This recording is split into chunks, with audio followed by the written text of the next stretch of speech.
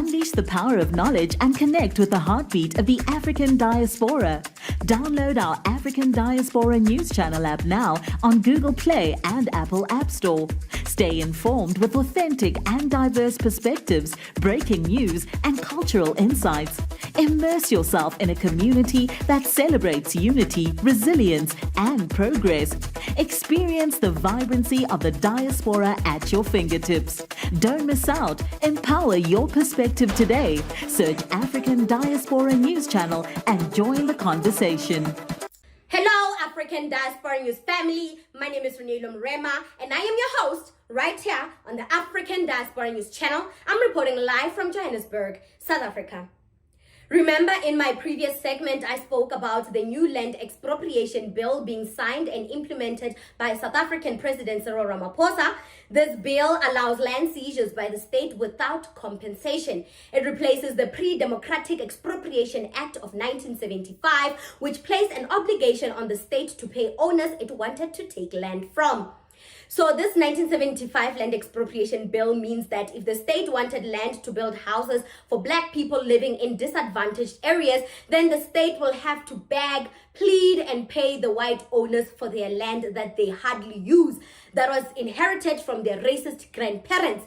That is the reason why there are so many empty lands, field, farms around South Africa just sitting there and rotting away, because these landowners don't even know they have these lands. Or even if they know that they have these lands, they would rather neglect these lands, knowing very well that the state will come knocking at their doors willing to buy those empty lands, and that is how they made money, profiting off from the lands they stole from us. And today they want to act like they acquired those lands lawfully, and this new bill is unconstitutional and it takes away their right to private land ownership. What privilege nonsense is that?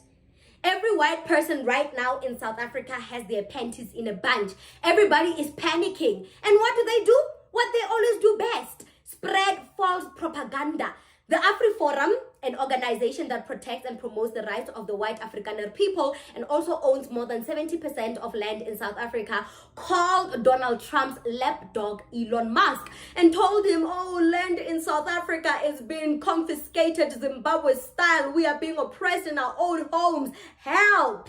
The very same Elon Musk they called a couple of months ago about the biggest lie ever, called the white genocide. Elon Musk, without proof, took to his X page and accused black people of South Africa of killing white people and alluded to the fact that the white people are oppressed and their lives are in danger, and the world needs to stand up for the white people against the evil ANC black government.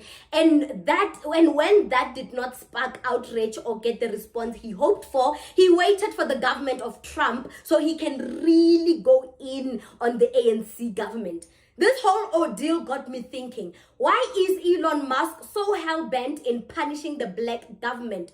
It can't be because a couple of white farmers died, and it is definitely not this expropriation bill.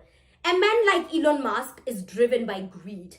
The ANC government did something to hurt his pockets, and then boom, it hit me. It suddenly hit me. His company Starlink is the start of all these problems. His satellite company Starlink is the reason why there is a political war between him and the ANC. Elon Musk, whose company SpaceX is seeking a license to operate Starlink in South Africa. For any satellite network company to receive a license to operate in South Africa, the ICSA requires that at least 30% of it be owned by historically disadvantaged groups, in line with the country's broad-based economic empowerment group, the BEE policy, to which Musk replied by saying these policies and laws are openly racist and accused Ramaphosa's government of using these policies to extort him. Guys, I didn't know that black empowerment and us benefiting from our country's economic endeavors is extortion. The BEE, the broad-based black economic empowerment, is a policy that should be implemented whether there is Elon Musk involved or not.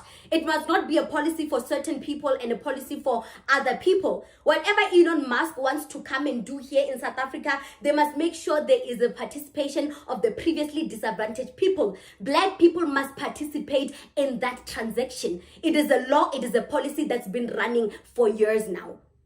So all this ordeal is about Musk's finances being impacted. Screw white farmers being killed. Screw land reforms. He cares about himself.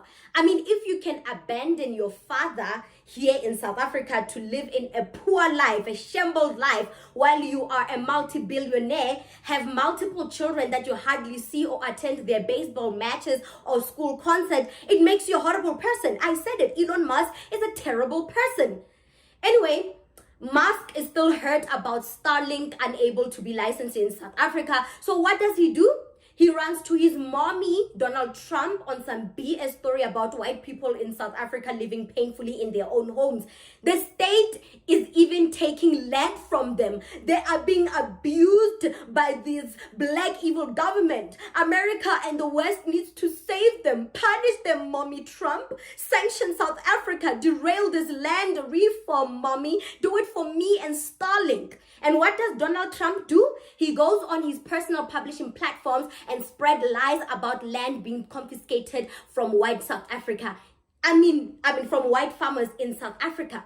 Listen to what Donald Trump just said about South Africa. It's only South Africa. Terrible things are happening in South Africa. The leadership is doing some terrible things. That's under investigation right now. We'll make a determination. And until such time as we find out what South Africa is doing, they're taking away land, they're confiscating land. This unfortunate statement by the misinformed Trump is proof that his lapdog Musk got to him. He told Trump that Ramaphosa's government was dishonest and that land was being taken under the guise of constitutionally mandated legal processes. In 2018, Trump bruised into the land reform issue in South Africa. He studied the land and farm seizures and expropriation and the large-scale killings of white farmers. Trump knows that the issue of land expropriation has been a simmering issue for decades in South Africa. Given the unequal distribution of land, most of which is owned by the white minority as a result of colonialism and apartheid, I was hoping that Trump would understand the facts and realities of the situation in South Africa rather than repeat disturbing, racially divisive talking points used by white supremacists like that Afrikaner organization, the Afriforum, and that Zionist Elon Musk. I'm so disappointed in Donald Trump. What I'm also getting from this Trump video is that he doesn't want black people to exercise their democratic rights. This land reform is one of those things that should have happened the minute Nelson Mandela became president. So basically what Trump is saying is that he's okay with 90% of the country's wealth being in the hands of the minority, the white minority, while the black people still live in poverty. He is okay with black people living in poverty. That's what he's saying to us. It is normal for him that we live in poverty. The minute any progressive laws that aims to develop black people come to life, he calls it a crime. He says it's against the law for black people to be uplifted. He is okay with the inequality that is currently happening in South Africa. That is what I'm getting from that video. Besides that snake Elon Musk whispering in Trump's ear, Trump's anger is motivated by the fact that South Africa took Israel to court. It is a personal vendetta.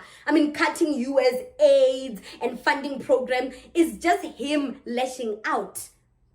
The statement made by Donald Trump is offensive and undermines our sovereignty and is a reminder that our reliance on foreign direct investment surrenders us to the will of imperialists who use money to dictate the economy and policy direction of Africa. So, ladies and gentlemen of the African Diaspora News family, in closing, I want to make this clear to everyone. The white people of South Africa are not being oppressed. They are scared that for the first time since they set foot in this country, the ANC is putting into place, or the ANC is putting into law policies that will elevate black people to be on their level. They are scared of equality. It is true that the white people are living in fear in South Africa. The fear of being equal to blacks. The fear of being equals to blacks. They are scared. That's the only fear they have. The white people are used to spreading misinformation and propaganda to make themselves look like they are the victims. It happens during the apartheid days when, during the end of the apartheid. What did the white government do? What did the apartheid government do? They spread false propaganda to the white communities that if a black government comes into power and rules South Africa, the black people are going to sexually harass or sexually assault all white women. The rate of crime is going to increase. This country will collapse. The economy of this country will collapse, and y'all will be poor and you will die poor. That is what the false propaganda was spread by that South African apartheid government. That's the propaganda that was spread by the white government towards the end of end of apartheid. So today Afriforum is still doing the fear-mongering tactics. It's still spreading false propaganda, using the apartheid government tactics to try and scare people. Fear-mongering tactics. There is nothing that is happening to whites. They are living nice. They are not oppressed. They only live in fear of being equal to black people. There, I said it. Now write those emails to get me fired. What do you think about the segment? Comment to us in the comment section below. Don't forget to like and share the broadcast. Subscribe to our YouTube channel. Hit that notification bell so you don't miss these groundbreaking conversations.